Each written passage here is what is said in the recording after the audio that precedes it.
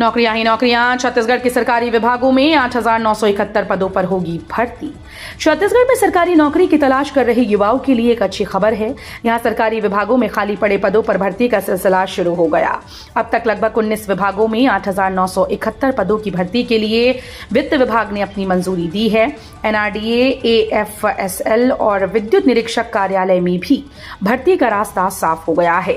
छत्तीसगढ़ में विष्णुदेव साई की सरकार आने के बाद सरकारी विभागों में भर्ती के लिए पहल की गई।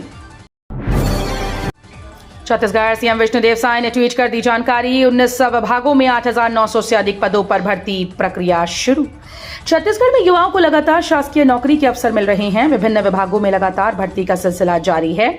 इस संबंध में मुख्यमंत्री विष्णुदेव साई ने ट्वीट किया। उन्होंने लिखा कि आज नवा रायपुर अटल नगर विकास प्राधिकरण, विद्युत निरीक्षक कार्यालय और न्यायालयिक विज्ञान प्रयोगशाला में कुल 151 पदों पर भर्ती की स्वीकृति दी गई। छत्तीसगढ़ में सर्दी का असर तेज, सरगुजा में शीतलहर के हालात। छत्तीसगढ़ में न्यूनतम पारा ठहर गया। सरगुजा संभाग को छोड़कर अन्य जगहों पर तापमान में कमी नहीं हुई। मौसम विभाग के मुताबिक अगले 24 घंटों की वृद्धि के बाद तापमान में 2 से 3 डिग्री की वृद्धि हो सकती है। सरगुजा में न्यूनतम तापमान में लगातार गिरावट आ रही है।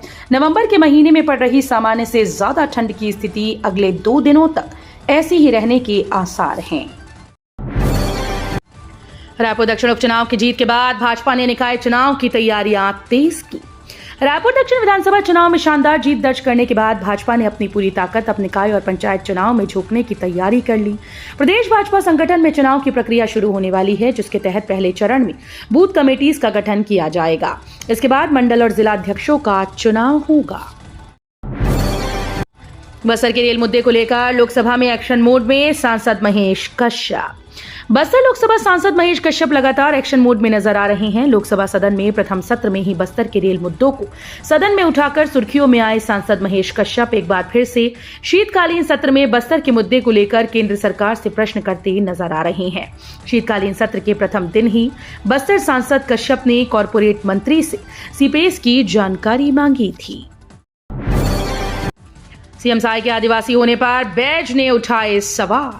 धर्मांतरण को बढ़ावा देने वाली भाजपा के आरोपों पर पलटवार करते हुए कांग्रेस प्रदेश अध्यक्ष दीपक बैज ने कहा, सबसे पहले वो ये बताएं कि प्रदेश में सबसे ज्यादा सालों तक किसकी सरकार रही। ये बताएं कि किसकी सरकार में सबसे ज्यादा धर्म परिवर्तन हुए।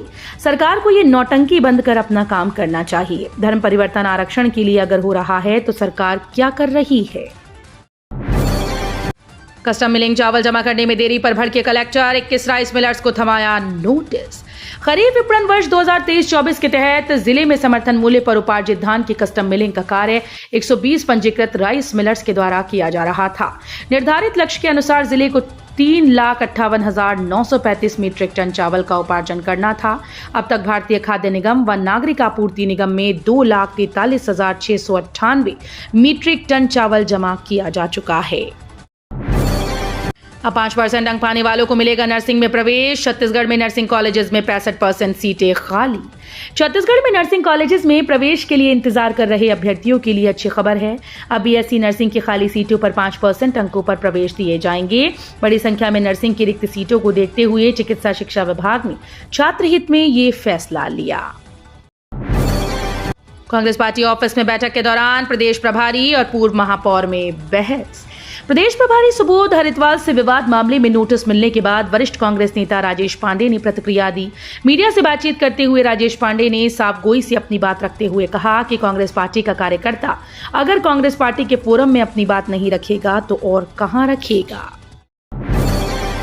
अब वर्दली में भी सुनाई देगी फोन की घंटी। संचार क्रांति में जुड़ा एक और अध्याय।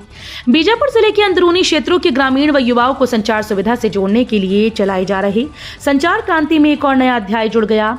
भोपालपट्टनम थाना क्षेत्र के वर्दली में जियो मोबाइल नेटवर्क शुरू कर दिया गया। वर्दली में मोबाइल नेटवर्क शुरू होने से इसका लाभ अब इन क्षेत्र के ग्रामीण व युवाओं को आसानी से मिलना शुरू हो जाएगा।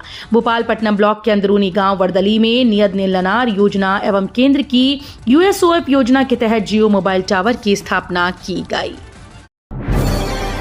बरन वापारा वन क्षेत्र से रेस्क्यू बाघ को वन विभाग ने तमोर पिंगला टाइगर रिजर्व में छोड़ा। कसडोल नगर के पारस नगर सेक्टर से रेस्क्यू किए नर बाघ की दहाड़ अब गुरु घासीदास तमोर पिंगला टाइगर रिजर्व में गूंजेगी। वन विभाग के अधिकारियों द्वारा रेस्क्यू बाघ किए गए इस बाघ को सुरक्षित तरीके से गुरु घासीदास तमोर पिंगला टाइगर रिजर्व के कोर क्षेत्र में छोड़ दिया गया।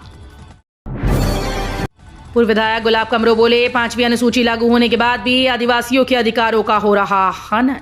एमसीबी कोरिया और एमसीबी जिले के विकास खंडों में आदिम जाति सेवा सहकारी समितियों में अध्यक्षों की नियुक्ति पर पूर्व विधायक गुलाब कमरो ने सवाल उठाया। साथ ही इसे आदिवासियों के अधिकारों का हनन भी बताया। पूर्व विधायक गुलाब कमरो ने कहा कि प्रदेश के मुख्यमंत्री खुद आदिवासी हैं और सरगुजा संभाग से ही आते हैं। रेलवे को हाईकोर्ट से फटकार, भविष्य में पेड़ों की कटाई में बरतें सावधानी। छत्तीसगढ़ उच्च न्यायालय में रेलवे डिपो निर्माण के दौरान बड़ी संख्या में पेड़ों की कटाई से जुड़ी जनहित याचिका पर सुनवाई हुई।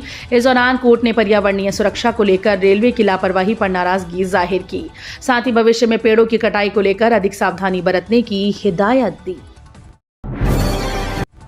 विधानसभा अध्यक्ष डॉक्टर रमन सिंह ने नवनिर्वाचित विधायक सुनील सोनी को विधानसभा सदस्यता की दिलाई शपथ।